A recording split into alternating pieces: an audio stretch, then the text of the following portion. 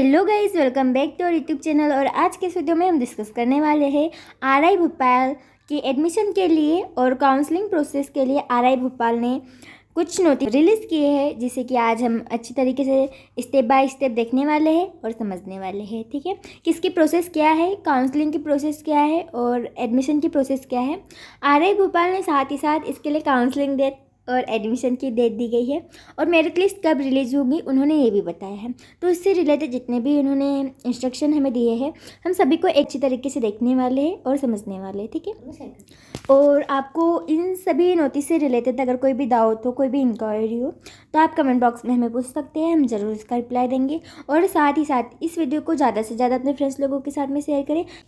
वो भी आरआई भोपाल के लिए प्रिपरेशन कर रहे हो तो उनके लिए भी यह वीडियो बहुत हेल्पफुल होगा और आप लोगों के लिए भी हेल्प होगा। अगर उनके भी कोई डाउट होंगे तो वो भी क्लियर हो जाएंगे। ठीक है, तो ज़्यादा से ज़्यादा इस वीडियो को शेयर करना और लाइक भी करना, और आपके जितने भी डाउट्स हो आप कमेंट बॉक्स में पूछ सकते हैं। ठीक है, तो integrated teacher education programme ITEP BSc secondary and BA secondary, तो ये वही नोटिस है जिसे आप आरआई भोपाल की ऑफिशियल वेबसाइट से डाउनलोड कर सकते हैं। तो शुरू करते हैं इस वीडियो को बिना किसी देरी के। ठीक है, RI Bhopal added a new program in teacher education at the undergraduate level. The institute will offer the 4-year integrated teacher education program ITEP. ठीक है, तो यहाँ पर 4-year integrated एजुकेशन प्रोग्राम हो रहा है। हमें पता ही है जैसे कि यहाँ पर BSc होता है, साथ में BEd इसके साथ इंटीग्रेटेड होता है। वैसे अगर आप एक कोर्स करने जाओ तो 5 ईयर का होता है, बट आरआई भोपाल एंड कुछ ऐसे स्पेसिफिक इंटीग्रेटेड कोर्सेज बनाए गए हैं जो कि 4 ईयर में ही कंप्लीट हो जाते हैं, जिससे कि आपको 1 ईयर का बेनिफिट मिलता है। ठीक है, अगर मैं यहाँ पर आरआई की बात करूँ तो कि आपको आरआई भोपाल में क्या क्या बेनिफिट्स होंगे, तो इसके लिए हम किसी और वीडियो में डिस्कस करेंगे। अभी देखते हैं कि from the academic session 2023-24 ITEP is a dual major program with one major in education and another in science and mathematics and art, social science, languages. ठीक है, the nomenclature of the degree will be ITEP BSc BEd secondary and ITEP BA BEd secondary. तो यहाँ पर आपकी degree का क्या नाम होगा, तो डिग्री का नाम होगा आपका ITEP BSc BEd सेकेंडरी। ठीक है, तो यहाँ पर आगे इसके बारे में BSc BEd के लिए कुछ इंस्ट्रक्शन दिए गए हैं, तो हम इसे देखेंगे। तो यहाँ पर हमें फिज़िक्स, केमिस्ट्री, साइंस, मैथमेटिक्स और जूलॉजी, बॉटनी, ये सारे सब्जेक्ट दिए गए आपकी साइंस बैकग्राउंड में। ठीक है, तो इसके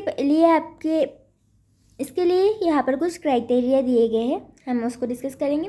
तो सबसे पहले हमारा क्राइटेरिया क्या है कि अगर आपको साइंस के लिए अप्लाई करना है तो आपने 12th जो क्लास है वो साइंस से पढ़ी हो, जिसमें कि आपके फिजिक्स, केमिस्ट्री, मैथमेटिक्स, जूलॉजी और बॉटनी आ गया हो, या ये सब्जेक्ट आपके एडिशनल भी हो सकते हो। अगर आपने एडिशनल लिया हो 12th में, जिसमें आपने मैथ्स और बॉटनी साथ में ये बायोलॉजी साथ में पढ़ी हो, तो आप दोनों के लिए अप्लाई कर सकते हो।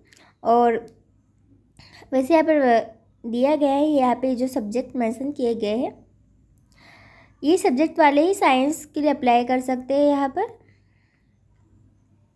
ठीक है, और सेकेंड है हमारा कि जो भी बच्चा है उसने 12th में 50% या उससे अधिक नंबर लाए हो, कम नहीं आने चाहिए। ठीक है,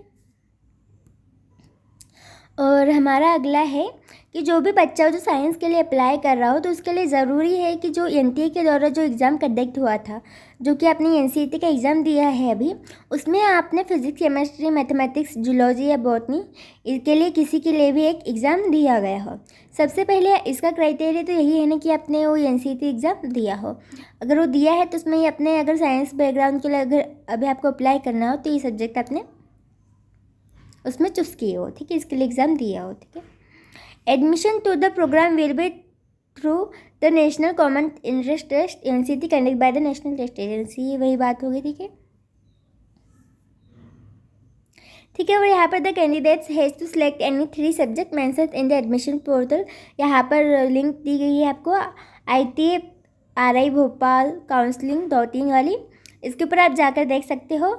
और यहाँ पर आपके प्रेफरेंस देने हैं 1 2 3 for choosing a subject as major provide he she would have appear that subject in NCERT। ठीक है, तो आपने जैसे एनसीईटी में अगर भरे हो तब आपने अगर मेजर या माइनर सब्जेक्ट चूज़ किया वैसे करना है। यहाँ पर आपको एक वेबसाइट दी गई है, वहाँ पर आपको जाकर मेजर सब्जेक्ट चूज़ करना है। तो आपको मेजर सब्जेक्ट कैसे चूज़ करना है, कौन सा सब्जेक्ट इजी हो, कौन सा सब्जेक्ट टफ हो, या आपके लिए कौन सा आपको करना है। जैसे कि अगर आपको आगे भी अगर कोई एजुकेशन लेना हो उस सब्जेक्ट में, तो आप उस बेसिस पर मेजर सब्जेक्ट चूज़ कर सकते हो। अगर आपको इससे रिलेटेड भी अगर कोई डाउट हो या बहुत ज़्यादा इससे रिलेटेड कोई प्रॉब्लम आ रही है, आपको समझ में नहीं आ रहा हो कि कैसे चूज़ करना है मेजर सब्जेक्ट, तो आप हमें एक बार बता सकते हैं। हम इसके लिए भी आपको बता देंगे कि किस तरीके से मेजर सब्जेक्ट चूज़ करने होते हैं। नेक्स्ट है हमारा BA BEd के लिए। तो BA BEd के लिए हमें क्या क्या क्राइटेरिया दिया गया है हम उसे देखेंगे।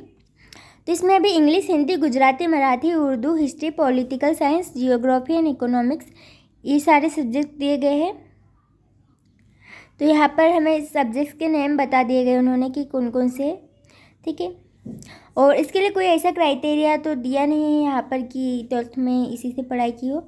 यहाँ पर सेम वही क्राइटेरिया दिया गया है कि 50% से ज़्यादा हो मार्क्स या 50% हो, उससे कम नहीं होने चाहिए, ठीक है।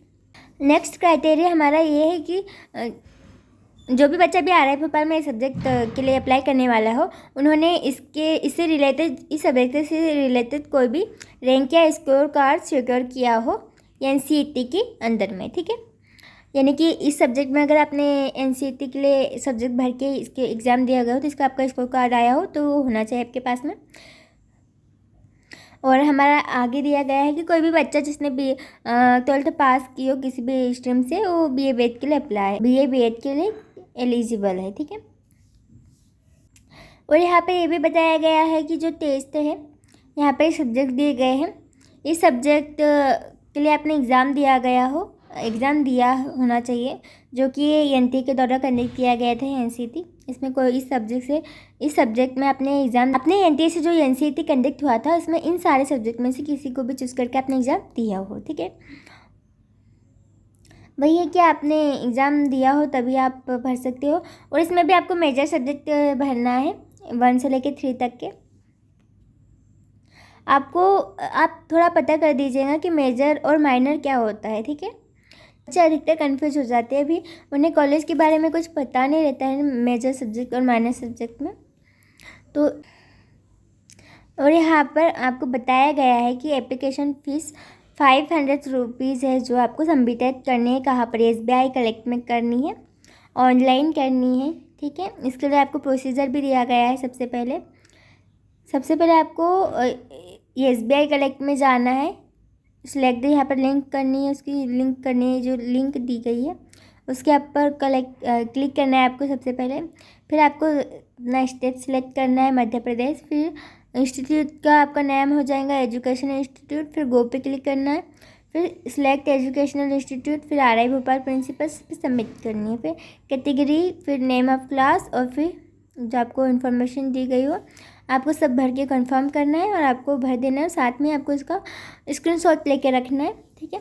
आप उसका प्रिंट आउट भी निकाल लेना है और बाद में इस प्रिंट आउट को भी आपको सबमिट कर देना है, ठीक है। आपको करना पड़ेगा यहाँ पे, ठीक है, सबमिट, ठीक है। आगे हमें यहाँ पे इम्पोर्टेंट डेट दी गई है एडमिशन तो BSc BA secondary and BA BA secondary, ठीक है। देखो यहाँ पर मुझे भी एक कन्फ्यूजन है कि BSc BA और BA BA के साथ सेकेंडरी क्यों लग रहा है। तो यहाँ पर उन्होंने बताया ये कि ITEP के द्वारा इसका नाम ही इस डिग्री का सेकेंडरी के साथ ही होगा, ठीक है। ऐसा कुछ नहीं, बाकी सब काट पीट करना है, ठीक है। तो यहाँ पर सबसे पहले इम्पोर्टेंट डेट दी गई है admission of BSc BA secondary and BA BA secondary के लिए। तो submission of application form for admission 21 सितंबर से 25 सितंबर तक चलेगा आपका। तो आज से स्टार्ट हो गया है, बट थोड़ा जल्दी मत कीजिएगा। 22-23 से भरना शुरू कीजिएगा, 23-24 तक भर लेना, या 24-25 तक भी भरूँगा तो चलेगा। बट अभी जल्दी अगर आप स्टार्टिंग में ही भर दोगे तो हो सकता है कुछ गड़बड़ हो जाए, ठीक है। और declaration of first admission list 27 सितंबर 2023 को होने वाली है। और फर्स्ट काउंसलिंग किसके ज़रिए होंगे? Online through Google Meet. तो अच्छी बात है कि अगर आपका भी ऑनलाइन हो रही है काउंसलिंग और आपकी सबमिशन ऑफ एडमिशन फ़ीस भी ऑनलाइन ही जमा हो रही है, तो ये तो और अच्छी बात है, ठीक है। तो ये 30 सितंबर को होने वाली है, याद रखना कि 30 सितंबर को होने वाली है। और सेकेंड लिस्ट, मतलब यहाँ पर एक और बहुत अच्छी बात है कि पिछली बार ऐसा BSc BD BA के लिए देखने को नहीं मिला था कि सेकेंड लिस्ट आई थी, बट इस बार आएंगी सेकेंड लिस्ट। तो जो भी सेकेंड लिस्ट है वो 2 अक्टूबर को आएंगी। अगर आपकी सीट बच जाती है BSc BD या BA के लिए तो सेकेंड लिस्ट आएंगी, ठीक है। तो सेकेंड लिस्ट की भी जो काउंसलिंग होंगी वो गूगल मीट के जरिए ऑनलाइन ही होंगी, ठीक है। उसकी फीस भी ऑनलाइन सबमिट होंगी। 5 अक्टूबर को होंगी इसकी काउंसलिंग, और ये जो क्लासेस है वो 4 अक्टूबर से स्टार्ट हो जाएंगी। तो जो सही बात है कि देखो 30 सितंबर तक के फर्स्ट काउंसलिंग हो जाएंगे, ठीक है। तो फर्स्ट काउंसलिंग वाले बच्चे 4 अक्टूबर तक आकर यहाँ पर क्लासेस ज्वाइन कर सकते हैं, और जो जो लेट आएंगे फिर वो क्लासेस उनकी कुछ मिस हो जाएंगी, बाकी कुछ नहीं होगा, ठीक है। ठीक है, तो यहाँ पर इतना ही दिया गया है इस PDF में। इससे रिलेटेड और एक PDF दी गई है, एडमिशन वाली PDF, ठीक है। आपको बार बार RI भोपाल की वेबसाइट चेक करते रहने हैं, क्योंकि इसमें लगातार चेंजेस आ सकते हैं, वैसे नहीं आएंगे। आपको बार बार RI भोपाल की ऑफिशियल वेबसाइट चेक करते रहनी चाहिए, ताकि आपको इन्फॉर्मेशन मिलती रहे, ठीक है, और आप किसी भी इन्फॉर्मेशन से को मिस ना कर पाए, ठीक है। सो गाइज, अभी हम आ गए हैं सेकेंड PDF पे, जो कि 4 year integrated teacher education programme आए थे BSc BA secondary stage and BA secondary stage. ये है रीजनल इंस्टीट्यूट के ऑफिशियल PDF, ठीक है। तो यहाँ पर कुछ पॉइंट्स दिए गए हैं, कुछ इसके लिए इंस्ट्रक्शन दिए गए हैं, वो हम सभी कुछ पढ़ के और उसको अच्छी तरीके से समझने वाले हैं। सो गाइज, आप इसको बहुत अच्छी तरीके से पढ़ लीजिएंगे और समझिएगा। तो सबसे पहले यहाँ पर हमें वही चीज़ें बताई गई है कि यहाँ पर साइंस में सबसे पहले वही इतने सब्जेक्ट दिए गए हैं। तो इतने सब्जेक्ट के लिए उन्होंने सबसे पहले क्या किया हो कि इनमें से किसी जो सब्जेक्ट है उसमें से आपको एक को मेजर चूज़ करना है, बाकी हो सकता है कि आपके माइनर हो जाए। इससे रिलेटेड अभी कोई इन्फॉर्मेशन नहीं है, अगर हम आगे देखते हैं अगर कोई मिल जाए तो, ठीक है। तो इसमें से आपको किसी एक को मेजर चूज़ करना है, इन्हीं में से करना है साइंस वालों को, ठीक है। और ये चूज़ कैसे होंगे कि NCT में जो उनका स्कोर होगा उसके बेसिस पर उन्हें मेजर सब्जेक्ट मिलेगा या चूज़ करना है, ठीक है। या फिर अगर मेजर में अगर सीट फुल हो जाएंगी तो जो सेकंड नंबर पे उन्होंने जिस सब्जेक्ट को प्रायोरिटी दी है उसके बेसिस पर उनका हो सकता है, ठीक है। और कौन से बच्चे एलिजिबल है, तो वही है कि जिनके 12th में ये सब्जेक्ट होंगे वो इसके लिए एलिजिबल है। साथ ही साथ उन्होंने जो NCT के द्वारा जो कंडक्ट हुआ था एग्ज़ाम, उसमें उन्होंने ये सारे सब्जेक्ट चूज़ किए हो, इनमें से कोई भी सब्जेक्ट चूज़ किया हुआ है हो या कोई एनी 3, ठीक है। इनमें से कोई 3 सब्जेक्ट उन्होंने में अपीयर हुए हो। तो यहाँ पे देखिए बोल दिया गया है कि any 3 from physics chemistry mathematics zoology and botany, ठीक है, वो ठीक है। और उसके बाद वही दिया गया कि 50% से ज़्यादा हो या 50% हो, ठीक है।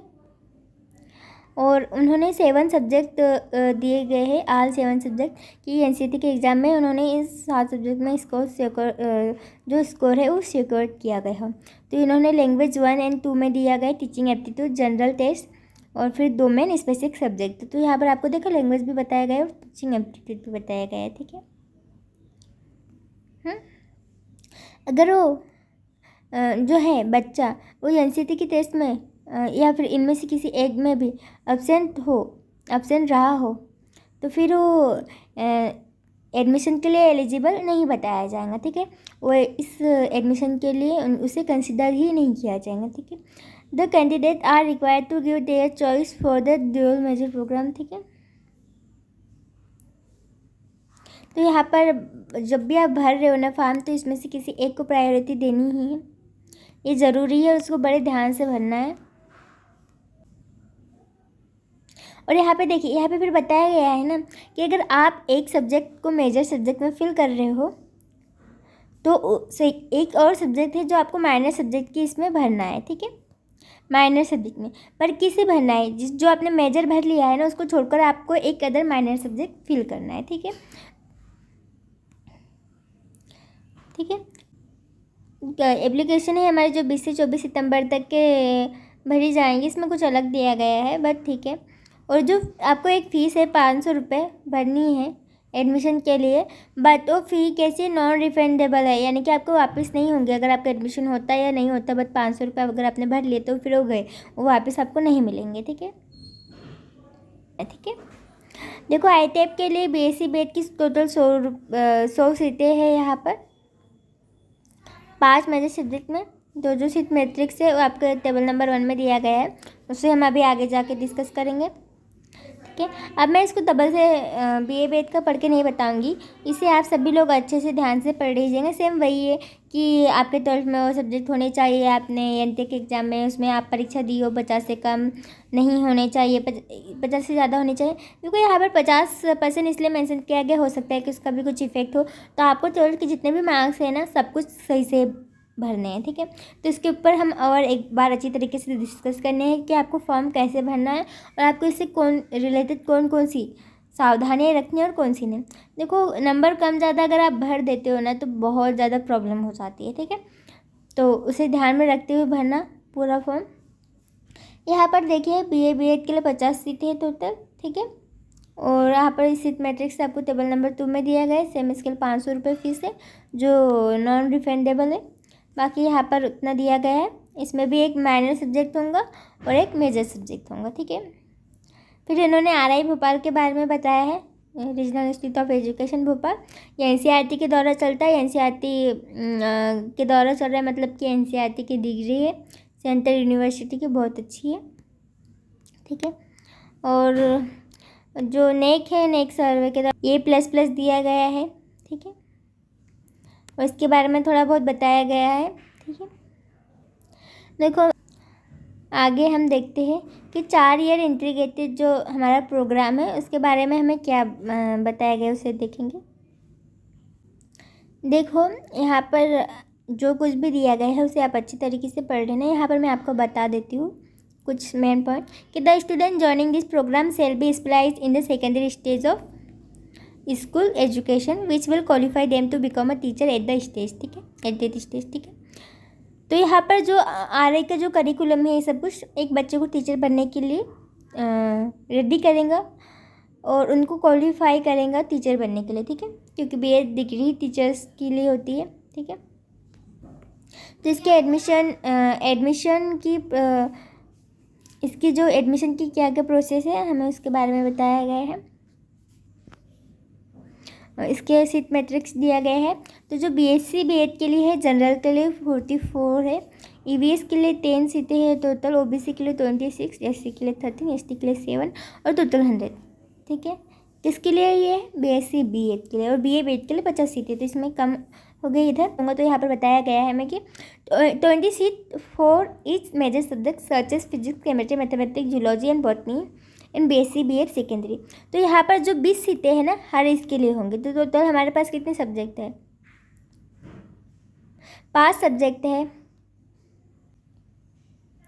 टोटल हमारे पास। यहाँ पे 5 सब्जेक्ट है और 5 सब्जेक्ट जो भी मेजर लेंगे ना तो 20-20 सीटें सबके लिए होंगी। ठीक है, अगर कोई फिजिक्स चूज़ करता है तो 20 बच्चे फिजिक्स के होंगे, 20 बच्चे बॉटनी के लिए होंगे, 20 बच्चे केमिस्ट्री के लिए होंगे और 20 बच्चे मैथ्स के लिए होंगे और 20 बच्चे जूलॉजी के लिए होंगे। ठीक है, और क्या होगा कि बीए बीएड के लिए seat allotted for major are as follow. तो यहाँ पर इसके लिए भी बताया गया है बीए बीएड के लिए सीट मैट्रिक्स कैसे होगा कि इंग्लिश के लिए 7 सीटें, हिंदी के लिए 6 है, गुजराती के लिए 3 है, मराठी के लिए 3 है, उर्दू के लिए 3 है, हिस्ट्री के लिए 7 है, पॉलिटिकल साइंस के लिए 7 है, जियोग्राफी के लिए 7 है और इकोनॉमिक्स के लिए 7 है। तो यहाँ पर हमें पहले ही बता दिया गया है कि किसके लिए कितनी सीटें हैं। तो अगर आप यहाँ पर चूज़ कर रहे हो 20 सीटें हर इसके लिए है। ठीक है, अब यहाँ पर इसके लिए eligibility and minimum education qualification के बारे में कुछ क्राइटेरिया दिए गए हैं। ठीक है, तो यहाँ पर ऐसा है कि 50% से ज़्यादा होनी चाहिए, कम नहीं होनी चाहिए। भी यहाँ पर कुछ जानकारी दी गई है तो आप इसे बहुत ध्यान से पढ़िएगा, ये आपके बोर्ड से रिलेटेड है। देखते हैं रिजर्वेशन ऑफ सीट्स आया, तो इसमें रिजर्वेशन किसी भी तरह का, जैसे कि कोई भी स्टेट वाला रिजर्वेशन नहीं है। यहाँ पर जो हमारा सेम रिजर्वेशन चलता है ST SC OBC non creamy level और ईवीएस, उन्हीं के लिए रिजर्वेशन है। इनके लिए रिजर्वेशन के लिए क्या है कि इनके सर्टिफिकेट इन्हें देने होंगे और कब से बने होंगे, 1 अप्रैल 2022 से बने होने चाहिए। ठीक है, उससे आगे का ये लोग वो नहीं करेंगे। इसके पहले भी मैं आपको एक वीडियो में बता चुकी हूँ कि जो कास्ट सर्टिफिकेट है इन्हें नया चाहिए होता है। तो आप अगर अभी आपके पास टाइम है 2-3 दिन का, तो आप इसे अच्छी तरीके से बना लीजिएगा ध्यान से, ठीक है। और ये कोई भी तरीके का इसमें फॉल्स, फेक, इनकरेक्ट डॉक्यूमेंट नहीं देने हैं, वरना पूरे एडमिशन प्रोसेस से ही आपको बाहर निकाल देंगे, ठीक है। यहाँ पर इनका एप्लीकेशन प्रोसीजर बताया गया है। आपको सबसे पहले रजिस्ट्रेशन करवाना है।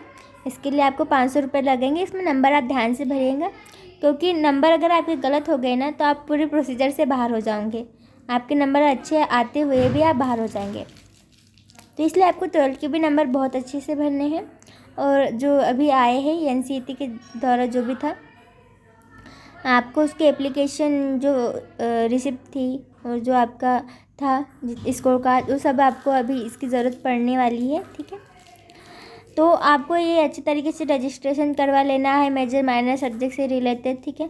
अगर इससे रिलेटेड आपको कोई भी इंक्वायरी हो या कुछ भी पूछना हो तो यहाँ पर एकेडमिक RI भोपाल की जीमेल दी गई है, तो आप उन्हें ईमेल करके आपके जो भी डाउट हो आप क्लियर कर सकते हो, पूछ सकते हो, ठीक है। ध्यान रखना आपको कि एक मेजर चूज़ करना है और एक माइनर चूज़ करना है, ठीक है। तो यहाँ पर हमें बताया गया है कि किसे प्रेफरेंस सबसे पहले दिया जाएगा, ठीक है। तो यहाँ पर एडमिशन प्रोसेस दिया गया है कि जितना भी आपको फॉर्म है ऑनलाइन भरना है, ठीक है। और यहाँ पर सीट कैसे अवेलेबल होंगी, कैटेगरी वाइज होंगी, ठीक है। देखो अब यहाँ पे अगर ऐसा हो जाता है कि किसी बच्चे के सेम मार्क्स आ गए, मतलब किसी के 340 आ गए और इसके भी 340 आ गए, ठीक है। तो अब क्या होगा, ये भी जनरल का है, ये भी जनरल का है, और किसे अब रखना है, यानी कि मतलब सबसे लास्ट में आगे एक सीट है, इन दोनों के मार्क्स 340 दोनों जनरल के हैं। तो अब लोग कैसे डिसाइड करेंगे, अब लोग इस तरीके से डिसाइड करेंगे, जो इसमें से छोटा हो, जिसकी एज कम हो, उसको सबसे पहले प्रेफरेंस दिया जाएगा, मतलब जो यंगर होगा उसे सबसे पहले प्रेफरेंस दिया जाएगा, ठीक है, ठीक है। और जो भी मेरिट लिस्ट आएंगी इसकी इंस्टीट्यूट की वेबसाइट पर आएंगी, और जो भी लिस्ट होंगी कैटेगरी वाइज सीट के अनुसार इसको मेंशन किया जाएगा। और जो भी फर्स्ट काउंसलिंग में बच्चे सिलेक्ट हो जाएंगे उन्हें SBI कलेक्टिव के ज़रिए उनकी फ़ीस जमा कर देनी होंगी और रिसिप्ट सेंड कर देनी होंगी RI वालों को, आपको फीस सबमिट कर देनी है। देखो जितनी भी सीट बच जाएंगी वो सेकेंड काउंसलिंग पर जितने भी उनके पास होंगे कैटेगरी के बेसिस पर फिर से सेकेंड लिस्ट ये करेंगे और सेकेंड काउंसलिंग में सीट फुल कर दी जाएंगी और सीट बचे रहेंगे तभी सेकेंड काउंसलिंग या उसकी लिस्ट आएंगी। और सेम वही कि उसकी जो लिस्ट है वो इंस्टीट्यूट की वेबसाइट पर आपको दिखाई जाएंगी। सेम उसके लिए वही प्रोसीजर रहेगा कि आपको SBI कलेक्ट के ज़रिए आपको पेमेंट कर देना है और उसकी फिर रिसिप्ट सेंड कर देनी है, ठीक है। अगर वो नहीं करोगे तो आपका कंफर्म नहीं माना जाएगा, ठीक है। और यहाँ पे इसमें बारे में भी कुछ बताया गया है, आप इसको देख लेना, ठीक है। तो आगे हमें और दिया गया है कि देखो आपको रजिस्टर जो ईमेल आईडी है जो चल रही है करेंटली में आपकी मैसेज आ जा रहे हैं वो देनी है। नंबर भी आपको चालू वाला देना है क्योंकि ये लोग इन्फॉर्म करते रहते हैं, कॉल वगैरह अगर आता है आपको कंफर्म करने के लिए, तो ऐसा ना हो जाए कि आप बंद वाला नंबर दे दो या बंद वाली ईमेल दे दो जब यूज़ में नहीं हो और बार बार मैसेज आए भी तो आप उसका रिप्लाई नहीं दे पाओ या कुछ गड़बड़ हो जाए। तो उससे अच्छा है कि आपको सब कुछ ऑन वाला ही देना है, ठीक है। आपको जो भी एप्लीकेशन फॉर्म है वो इनकम्प्लीट नहीं भरना है, ठीक है। और जैसे कि एप्लीकेशन फॉर्म भरते भरते कहीं गायब नहीं हो जाना है या फीस भरते भरते कहीं गायब नहीं हो जाना है उस पेज से, ठीक है। अगर RI के द्वारा नहीं अगर RI वालों को नहीं मिलेंगे तो मतलब कि वो इनकम्प्लीट माना जाएगा, ठीक। और कोई भी इनकम्प्लीट फॉर्म जो कि भेजे जा रहा है RI को उसको भी नहीं मानेंगे। तो आप इसके जो इंस्ट्रक्शन है उसे बहुत अच्छे से पढ़ लीजिएगा और लास्ट डेट से पहले भरने की कोशिश कीजिएगा और ये सब कुछ आपको डेडलाइन के पहले ही फुलफ़िल कर देना है। 24 तक कंप्लीट कर लीजिएगा, ठीक है, या 24 के पहले 23, ठीक है। NTA is the overall responsibility of conducting NCET 2023. In case of any claims or disputes related to NCET 2023, the NTA may be consulted. ठीक है, NTA वाले इस सॉल्व करेंगे जो भी अगर आपकी प्रॉब्लम होती है इससे रिलेटेड, ठीक है। आपको यहाँ पर और एक बार बताया गया है, ठीक है, कि पेमेंट कैसे करना है, उसको भेज देना है, ठीक है। यहाँ पर ईमेल आईडी दी गई है, एकेडमिक सेक्शन वालों की फ़ोन नंबर दिया गया है, वेबसाइट दी गई है अगर आपको कोई भी डिटेल जाननी हो, ठीक है, ठीक है। अब यहाँ पर कौन कौन से डॉक्यूमेंट लग रहे हैं, ठीक है। बेसिक डॉक्यूमेंट कौन कौन से, आधार कार्ड या फिर फर्स्ट पेज ऑफ पासपोर्ट और birth certificate, voter ID card, ठीक है। Note that the name given in RI Bhopal ITI 2023 application should match with the name in the supporting document. जैसे कि जो ITI NCET में अपने फॉर्म भरे थे उसमें जो लगा हो वही आपको उठा के दे देना है, ठीक है। आधार कार्ड से उसमें जो लगा हो वही दे देना है, ठीक है। क्लास 10th की आपको सर्टिफिकेट देना है, क्लास 12th का आपको मार्कशीट देनी है, ठीक है, यानी कि 10th और 12th की आपको मार्कशीट देनी है, ठीक है। अदर डॉक्यूमेंट क्या है, अंडरटेकिंग, तो अंडरटेकिंग ये आपको मिल जाएंगी यहाँ पर है, ठीक है, ये लगा हुआ अंडरटेकिंग है, ठीक है। इसका प्रिंट आउट निकाल के रख लेना, अभी आप उसको ऑनलाइन जमा करोगे बहुत ज़रूरी होता है, तो जब भी आप इस अंडरटेकिंग को भरते इसका एक प्रिंट आउट निकाल के रख लेना अपने पास में, ठीक है। जो इसको क्वालिफाइंग एग्जामिनेशन सर्टिफिकेट जो स्कोर कार्ड है आपका NCET का वो आपको देना है। तो आप किसी भी तरीके की अगर इसके लिए कैपेबल हो रिजर्वेशन के लिए तो उससे रिलेटेड आपको सर्टिफिकेट लगाने हैं अगर आप किसी भी रिजर्वेशन के लिए हो। पेमेंट ऑफ फीस 500 रुपये, जब भी आप 500 रुपये देते हो उसके जो रिसिप्ट है उसको ध्यान से उसको सौंप लिख के रख लीजिएगा, लगेगा तो उसका आपको प्रिंट आउट भी निकाल लेना है, ठीक है। अंडरटेकिंग यहाँ पर दी गई है। यहाँ पर हमें और दिया गया है instruction to the candidates for the counselling के लिए दिया गया है, ठीक है। डॉक्यूमेंट्स जो भी दिया गया है सब लिंक पे आपको अपलोड कर देने के, उसके अंडरटेकिंग सबकी कॉपी भी रखनी है, आपको गार्जियन या पेरेंट के भी आपको सिग्नेचर दे देने हैं, ठीक है। और 30 सितंबर 2023 को तक आपको फीस जमा कर देनी है जिनकी भी फर्स्ट काउंसलिंग होंगी, ठीक है। और यहाँ पर आपके जैसे एडमिशन कंफर्म हो जाता है ना तो आपको यहाँ पर फीस सबमिट करनी है। अब देखिए यहाँ पर बहुत सारी दावतें होती है कि जो मुझे कमेंट बॉक्स में लोगों ने फ़ीस पूछी थी तो मैंने आपको कुछ 14,000 समथिंग बताई थी और ST SC वालों की 7,000 बताई थी नॉन हॉस्टलर की। तो यहाँ पर आप देख रहे हो मैंने 7,000 बताई, यहाँ पर 8,545 हो गए। तो देखो अब RI वालों ने फ़ीस बढ़ा दी, इसमें की फ़ीस बढ़ चुकी है तो समथिंग 1,500 रुपये बढ़ी है। तो इसे आप देख लीजिएगा, यहाँ पर जो भी फ़ीस मेंशन है आपको वो जमा कर देनी है, ठीक है। इसके भी प्रोसीजर सेम रहेगा कि आपको SBI कलेक्ट की यहाँ पर लिंक दी गई, उसमें जाके यहाँ पर कुछ प्रोसीजर दिया गया है, उसके ज़रिए आपको क्या फ़ीस पूरी जमा कर देनी है, ठीक है। अगर आपको नहीं पता है कि फ़ीस कैसे जमा करते तो आप मुझे बता दीजिएगा, मैं इसके लिए आपके लिए अलग से एक वीडियो बना दूँगी कि RI भोपाल की फ़ीस कैसे सबमिट करते हैं, ठीक है, SBI कलेक्ट से, ठीक है। यहाँ पर आपको द ओरिजिनल का जो स्कूल लिविंग सर्टिफिकेट है, ट्रांसफ़र सर्टिफिकेट है, माइग्रेशन सर्टिफिकेट है, ठीक है, और कैरेक्टर सर्टिफिकेट है, ठीक है, और पेमेंट की जो स्लिप है, जो फ़ी इश्यूड बाय द इंस्टीट्यूट जो लास्ट में आपने 10 डेज में जो एडमिशन की जो फ़ीस है आपको स्पीड पोस्ट के ज़रिए कहाँ देना है, RI भोपाल को देना है। यहाँ पे RI भोपाल का आपको मिल गया। देखो सो गाइस यहाँ पर जो स्पीड पोस्ट से भेजोगे उससे अच्छा है कि आप खुद आकर जमा कर दीजिएगा, ठीक है। ऑनलाइन काउंसलिंग यहाँ पर 30/9/2000 शनिवार के दिन होंगे, कितने बजे होंगे, 9:30 बजे होंगे, ठीक है। सिलेक्टेड कैंडिडेट के लिए जिनको भी सिलेक्टेड मेरिट लिस्ट में उनका नाम होगा वो सब लोग इस लिंक के जरिए गूगल मीट को ज्वाइन करेंगे, ठीक है। और जो लिंक है उन्हें ईमेल ID SMS के थ्रू मिल जाएंगे, इसलिए हमेशा चालू वाली देनी चाहिए ईमेल ID, ठीक है, या Gmail जो भी दे रहे हो आप, ठीक है। इसी के ज़रिए आप होना चाहिए कि आप भूल जाओ क्या उस काउंसलिंग का टाइम था तो गड़बड़ हो जाएंगे, ठीक है। तो हमेशा Gmail चेक करते रहना 2-4 दिन में, एकदम माइंड को हमेशा ऑन रखते हुए हमेशा चेक करते रहना कि कोई मैसेज तो नहीं आया हो, ठीक है गाइस। तो आपको बिल्कुल भी नहीं भूलना है, काउंसलिंग अटेंड करनी है, साथ ही साथ आपको गाइस आपको बिल्कुल भी नहीं भूलना है काउंसलिंग के टाइम को और काउंसलिंग को अटेंड करना है, ठीक है, जिनका भी नाम मेरिट लिस्ट में होगा। यहाँ RI भोपाल की ऑफिशियल वेबसाइट दी गई है जिसको आपको टाइम टू टाइम क्या करना है, चेक करते रहना है। हेल्पलाइन नंबर भी दिया गया है, अगर आपको कोई भी प्रॉब्लम हो तो आप इसके ऊपर मैसेज कर सकते हो या यहाँ पर नंबर दिया गया है उसके ऊपर आप कॉल कर सकते हो। यहाँ पर गाइज अगर आपको डॉक्यूमेंट दिए गए हैं जो कि अपलोड करने हैं, आप इसको अच्छी तरीके से पढ़ लीजिएगा। एंड इस वीडियो में गाइज बस इतना ही। अगर आपको कोई भी डाउट हो तो कमेंट बॉक्स में ज़रूर पूछना। Thank you so much guys for watching this video. ज़्यादा से ज़्यादा अपने फ्रेंड लोगों के साथ में शेयर करना, उनके लिए भी हेल्पफुल रहेंगे। And thank you so much guys for watching this video.